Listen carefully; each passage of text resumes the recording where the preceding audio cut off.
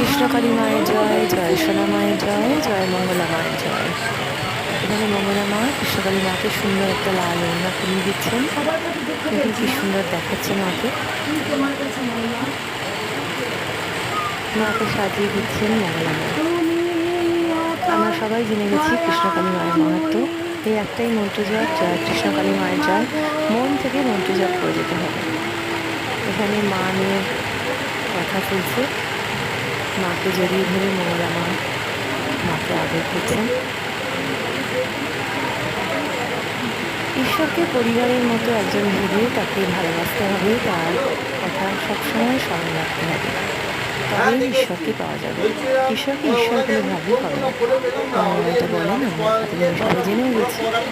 সবাই মিলে চলুন বলি, জয় কৃষ্ণকালী মায়ের জয়। সেই মন্ত্র জপ এক মনে এক প্রাণে করে যাই। জয় কৃষ্ণ কালী মায়ের জয়।